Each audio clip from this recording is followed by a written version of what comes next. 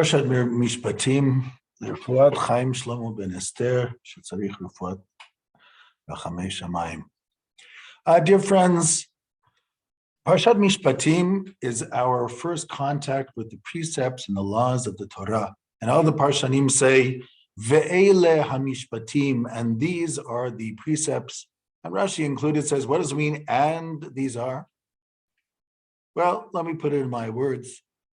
We had parshat B'Shalach, which Ratashivcha Layam, that the simplest of the Jewish people saw the hand of God saving them from the Egyptians.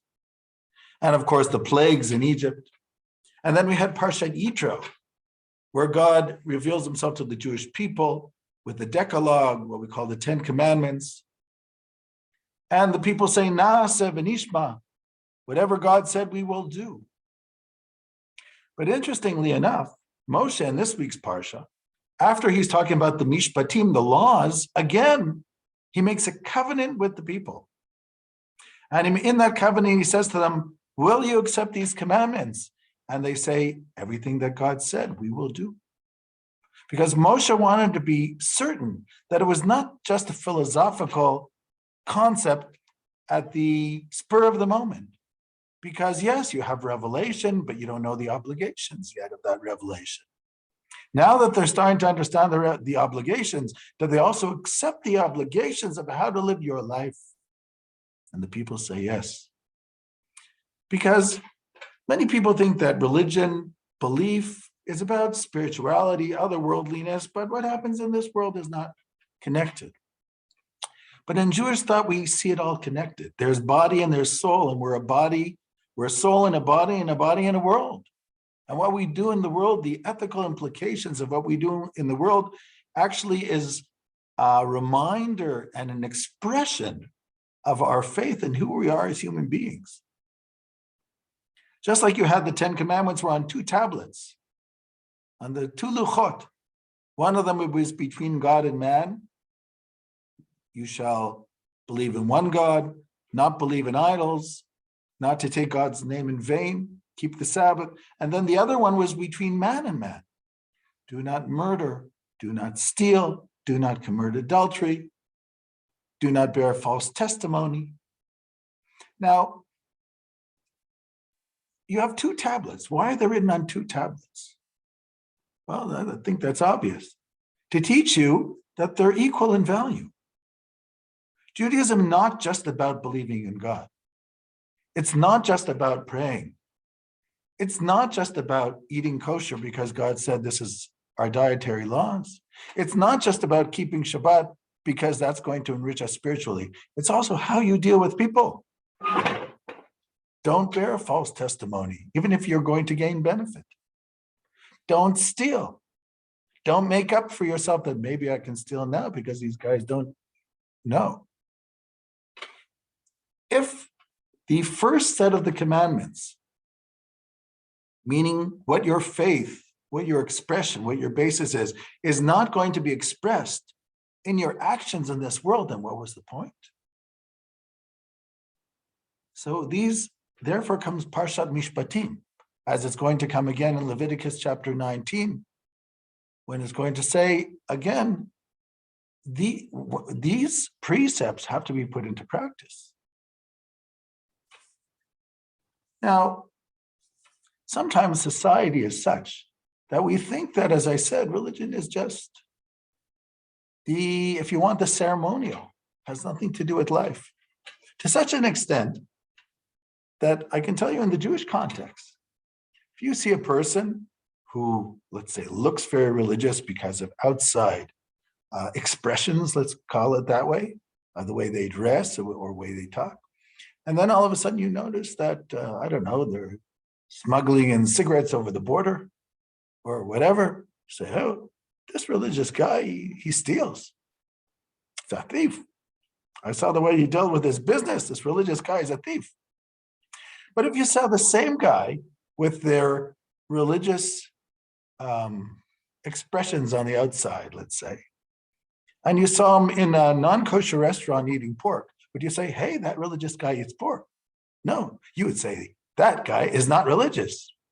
Because we have a tendency to define religion by the things between man and God and not the things between man and man. But that is the breaking of the equilibrium. That's the breaking of what the Torah is trying to teach us, that you have two sets of commandments which are equal of the 10 commandments to teach you. Between the man and God and between man and man are an equal value for the Torah and for God. And these are the things that we forget. Now let's go into some of the details of what we see in parshat Mishpatim. For instance, think for a second, parshat Mishpatim, how does it start? If a man would buy a Hebrew slave, can you imagine the people who just left Egypt, who are all Hebrew slaves, and now Moses, after Sinai, wants to tell them, put down the laws. Okay, Moses, what's the laws? Law number one, if you were to buy a Hebrew slave, people are thinking, we're going to buy Hebrew slaves? We're slaves. We left. Who's the slave here? We all were slaves now. We're all free men now. Isn't that the point? What do you mean if we were to buy Hebrew slaves? They're probably thinking, maybe Moses is talking hypothetically. So Moses is saying, if you happen to buy from somebody Hebrew slaves, after 6 years, they have to be given their freedom. It's interesting, eh? I'm sure that the people were wondering about that. What exactly is he implying? Does he actually think that we have the possibility of possibly doing something even remotely close to what Pharaoh did in Egypt? Moses is telling them that every human being, unfortunately, has in their heart good and evil, and you have to constantly choose good because evil can always happen. You can become arrogant. So you have to be taught that even if somebody sells to you a Hebrew slave, there's a certain way you have to treat them, and then you have to let them go. And even if you live in a society where everybody's keeping slavery, you got to let them go either by the Jubilee or the 6 years and treat them right and pay them correctly. And then later on, we learn that the only way that there could be a slave if somebody voluntarily sells themselves into slavery because they don't have any money to pay, and so they're working with somebody to work it off, what we call employers. But it's interesting. Moses is warning them, unfortunately, anybody's possible of anything. So you have to learn how to control yourselves, and you have to put on the red lights in advance. And I'm telling you something that at the moment, you can't even fathom that it could happen. And the Haftorah of this week, it actually tells a story how Jeremiah said to King Tzidkiyahu, he said to him, you have to let all the slaves free. What's going on? And Tzidkiyahu said, okay, we're going to let the slaves free. And he did let the slaves free, and then they brought them back again when Jeremiah was not looking. Jeremiah says, this is not going to end well. The oppression of others is the undermining of religion and belief of God. Because the belief in God is that we're all created equal. And all created equal does not mean that some are more equal. We are all created equal. And the fact that yesterday some were more equal and today they're not doesn't mean that tomorrow the others should be more equal. We're all created equal, and it has to remain that way at all times. So this same parsha, by the way, also goes into another weakness. I call servitude and slavery is the weakness of the arrogant, if you want to put, or it's what the arrogant does, the criminals do. They're always trying to subdue the others and take away. There's also the weakness of the good people. What's the weakness of a good people? Now, this parsha goes into great detail of things that we have to do. And it says, when it's talking about what does a good people do? On the one hand, it says, you shall not vex a stranger or oppress them, because you were strangers in Egypt. So don't oppress a stranger. Don't afflict the widow or the fatherless child, because if you afflict them, they will cry to me, and I will hear their cry. And my anger shall be inflamed. And I will smite you with a sword, and your wives shall be widows, and your children fatherless. You have to learn how to be compassionate to those who do not have. When you lend money to people, don't act like a creditor. Be patient. I'm not saying you're not supposed to get your money back. Sometimes you have to learn how to be patient.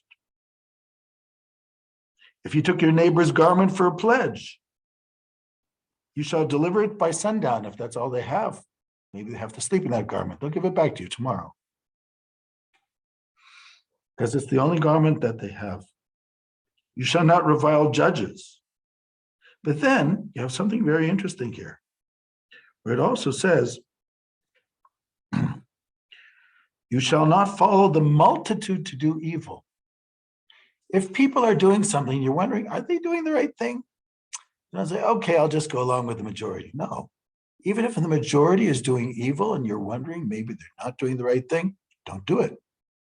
You have to be autonomous. You have to think for yourself.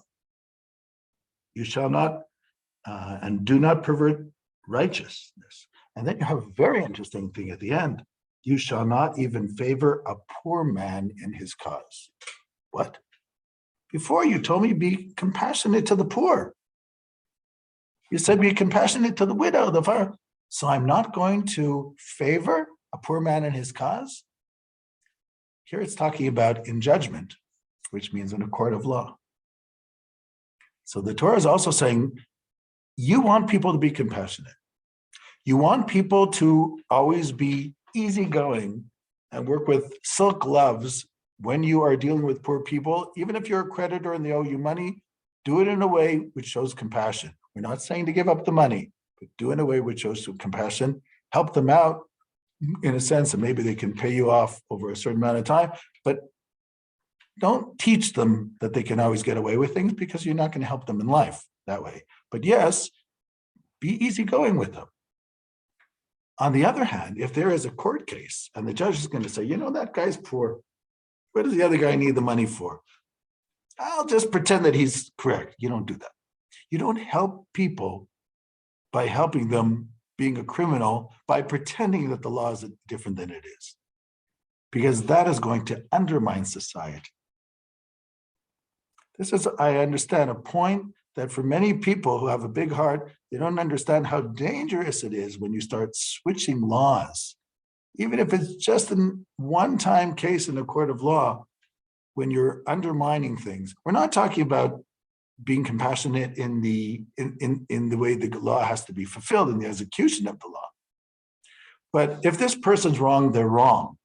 After that, if you want, you can say to the sides, maybe you can compromise, or sometimes even before. Compromise is always allowed in halakha, even before you get to the court. But by saying, well, we're going to rule to favor this guy because he doesn't have money, you don't do that. That's not compassion. That's already undermining justice. So life is homeostasis, it's a balance. And things can break the balance.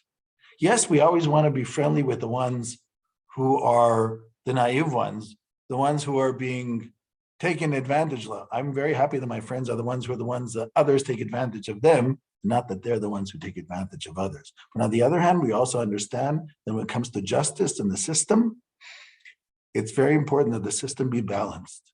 After, when it comes to the execution of the law, it can be thought, what to do to help them out. Also, if you really want to help out in society, look into the causes of what brings people to what they do and try to help them. But you cannot change the legal system because of that.